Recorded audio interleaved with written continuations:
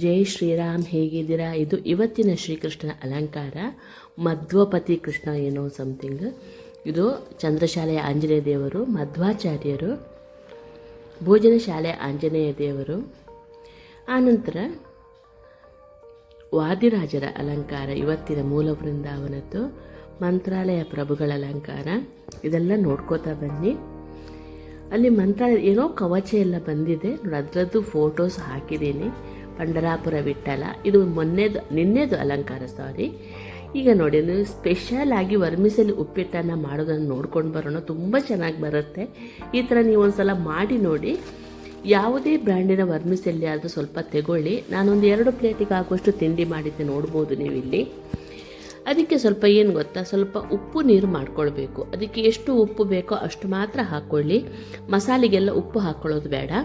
ನೋಡಿ, ಒಂದು 1/4 ಚಮಚೆಯಷ್ಟು ಉಪ್ಪು ಹಾಕಿ ಅದಕ್ಕೆ ಸ್ಪ್ರೇ ಮಾಡಬೇಕು. ಆ್ಯಕ್ಚುಲಿ ಸ್ಪ್ರಿಂಕಲ್ ಮಾಡಬೇಕು. ಪಕ್ಕದಲ್ಲಿ ನೀರು ಬಿಸಿಗಿಟ್ಟಿನಿ, ನೋಡ್ಬೋದು. ಸ್ಟೀಮಲ್ಲಿ ಬೇಯಿಸುವಂಥದ್ದು ಇದು. ನೀಟಾಗಿ ಮಿಕ್ಸ್ ಮಾಡ್ಕೊಳ್ಳಿ. ಎಲ್ಲ ವರ್ಮಿಸೆಲ್ಲಿಗೂ ಸ್ವಲ್ಪ ನೀರಿಂದ ಕವರ್ ಮಾಡಬೇಕು. ನಿಮಗೆ ಈ ಕಂಡೀಷನ್ ಇದು ಅಂಟಬಹುದು ಅಂತ ಅಂದ್ಕೊಂಡ್ರೆ ಒಂದು ಸ್ವಲ್ಪ ಎಣ್ಣೆನ ಹಾಕಿ, ಒಂದು 1/4 ಚಮಚೆಯಷ್ಟು ಎಣ್ಣೆ ಹಾಕಿ ಅದನ್ನ ಮಿಕ್ಸ್ ಮಾಡ್ಕೊಳ್ಳಿ.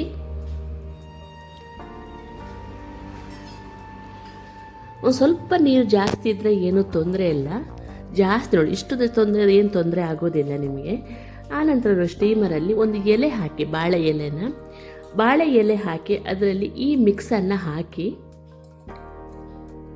ನೀಟಾಗಿ ಸ್ಪ್ರೆಡ್ ಮಾಡಿ. ಅದನ್ನು ನಾನು ಸ್ವಲ್ಪ ತಗೊಂಡಿದ್ದು ಜಾಸ್ತಿ ಆಯಿತು. ಸ್ವಲ್ಪ ಮಾಡಬೇಕಿದೆ. ಸ್ಟೀಮಲ್ಲಿ ಬೇಯಿಸಿ ಮಾಡಲಿಕ್ಕೆ ತುಂಬಾ ಚೆನ್ನಾಗಾಗತ್ತೆ. ಇದರಲ್ಲಿ ಫೇಲ್ಯೂರ್ ಆಗುವ ಚಾನ್ಸೇ ಇರೋದಿಲ್ಲ, ಮುದ್ದೆ ಆಗುವ ಚಾನ್ಸೇ ಇರೋದಿಲ್ಲ. ಒಂದ್ಸಲ ನೀವು ಈ ಥರ ಮಾಡಿ ನೋಡಿ.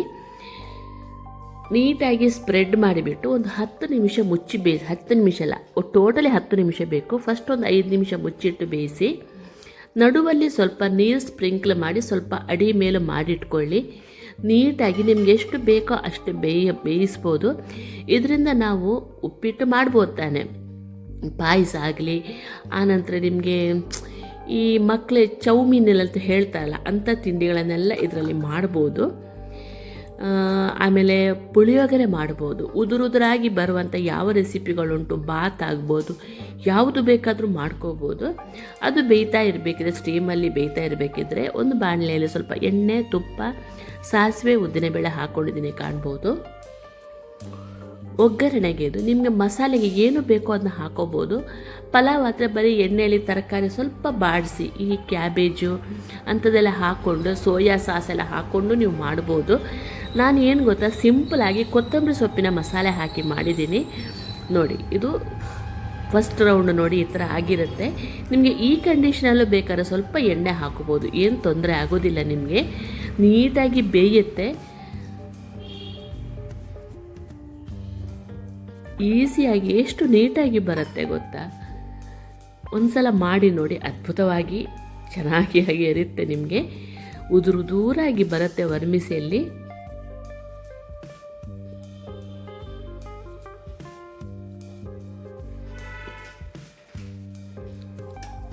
ಬೇಕಂದರೆ ಸ್ವಲ್ಪ ಮೇಲೆ ನೀರು ಹಾಕ್ಕೊಳ್ಳಿ. ನಿಮಗೆ ಗೊತ್ತಾಗುತ್ತೆ, ಅದನ್ನೊಂಚೂರು ಒತ್ತಿ ನೋಡಿದರೆ ಬೆಂದಿರಬೇಕದು. ಅಷ್ಟು ತನಕ ನಾವು ಅದಕ್ಕೆ 10 ನಿಮಿಷದಲ್ಲಿ ಆರಾಮ್ಸೆ ಆಗಿಬಿಡತ್ತೆ. ಈ ಉಪ್ಪಿಟ್ಟೆಲ್ಲ ಮಾಡಬೇಕು, ಸ್ವಲ್ಪ ನೀರು ಜಾಸ್ತಿ ಆಯಿತು ಅಂದರೆ ಅದು ಮುದ್ದೆ ಆಗಿಬಿಡುತ್ತೆ, ಚೆನ್ನಾಗಾಗೋದಿಲ್ಲ. ಈ ಥರ ನೀವು ಟ್ರೈ ಮಾಡಿ ನೋಡಿ, ತುಂಬಾ ಚೆನ್ನಾಗಿ ಬರುತ್ತೆ. ಇದರಲ್ಲಿ ನೀವು ಬೇಕಾದರೆ ಗೀ ರೈಸ್ ಥರ ಕೂಡ ನಾವು ಮಾಡ್ಬೋದು. ಮಸಾಲೆ ಎಲ್ಲ ಹಾಕಿ ಕೂರ್ಮ ಸಪರೇಟ್ ಮಾಡ್ಬೋದು. ಬೇಡ ಪ್ಲೇನ್ ಮಾಡ್ತೀವಿ ಅಂದರೆ ಪ್ಲೇನ್ ಒಗ್ಗರಣೆ ಹಾಕಿನೂ ಮಾಡ್ಬೋದು. ಪಕ್ಕದಲ್ಲಿ ಚಟ್ನಿ ಮಾಡಿದ್ರೂ ಆಗುತ್ತೆ.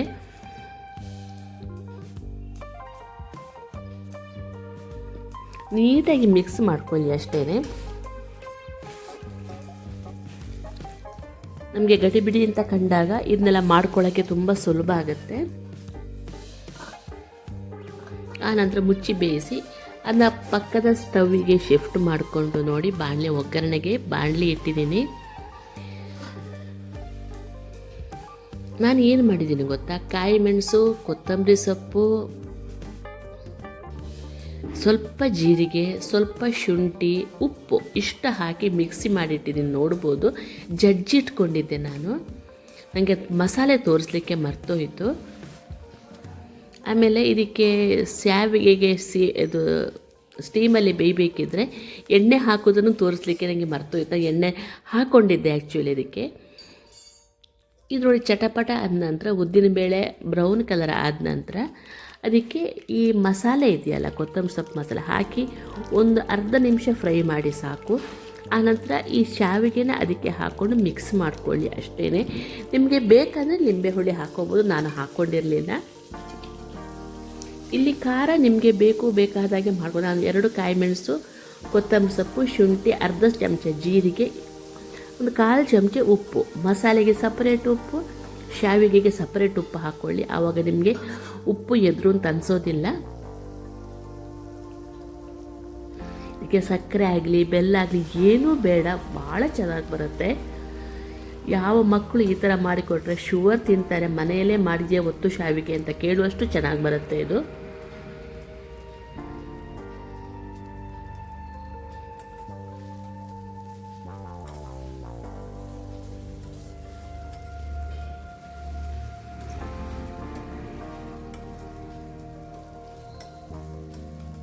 ನೀಟಾಗಿ ಮಿಕ್ಸ್ ಮಾಡ್ಕೊಳ್ಳಿ.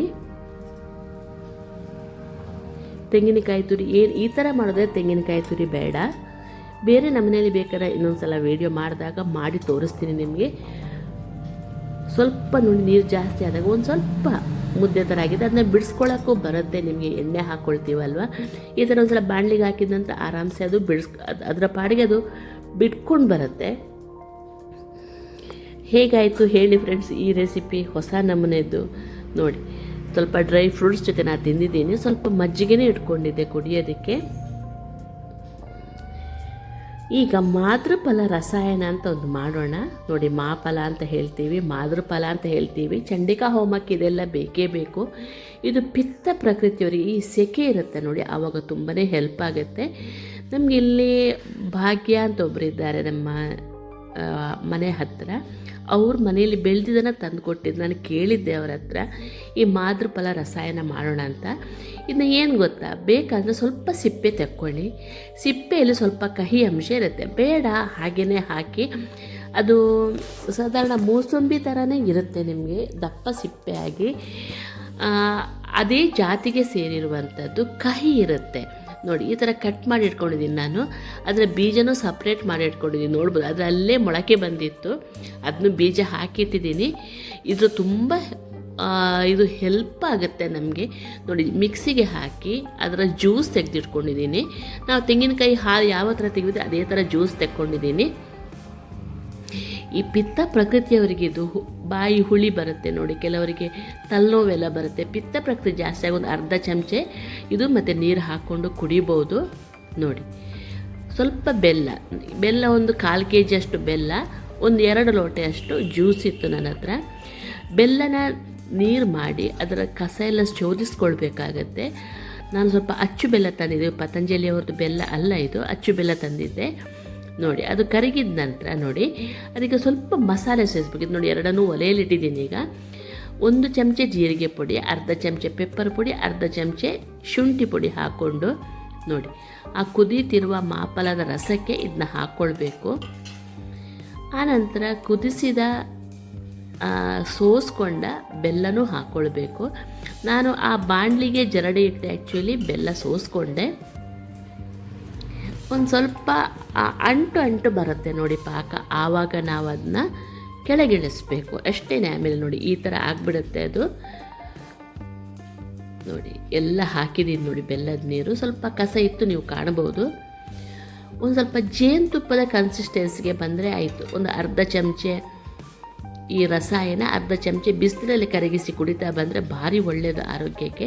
ಸ್ವಲ್ಪ ಕಹಿ ಆಗುತ್ತೆ, ಸಿಪ್ಪೆ ಇದ್ದರೆ ಕಹಿ ಬೇಡ ಅಂತನ್ನೋರು ಸಿಪ್ಪೆ ತೆಕ್ಕೊಂಡು ಜ್ಯೂಸ್ ತೆಕ್ಕೊಳ್ಳಿ ಅಷ್ಟೇ. ಹೇಗಾಯಿತು ಹೇಳಿ ಫ್ರೆಂಡ್ಸ್ ಇವತ್ತಿನ ವಿಡಿಯೋ. ಇಷ್ಟ ಆದರೆ ಲೈಕ್ ಶೇರ್ ಕಮೆಂಟ್ಸ್ ಮಾಡೋದನ್ನು ಮರಿಬೇಡಿ ನೋಡಿ. ಎಷ್ಟು ನೀಟಾಗಿ ಬಂದಿದೆ ಅಂತ ನೋಡ್ಬೋದು ನೋಡಿ.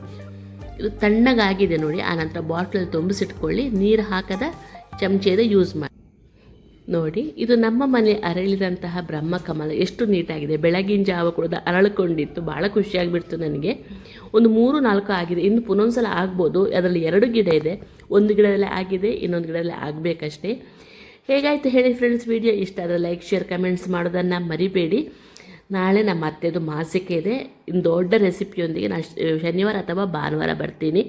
Thank you for watching video. ಇಷ್ಟ ಆದರೆ ಗೊತ್ತಲ್ಲ, ಲೈಕ್ ಶೇರ್ ಕಮೆಂಟ್ಸ್ ಮಾಡೋದನ್ನು ಮರಿಬೇಡಿ. Thank you.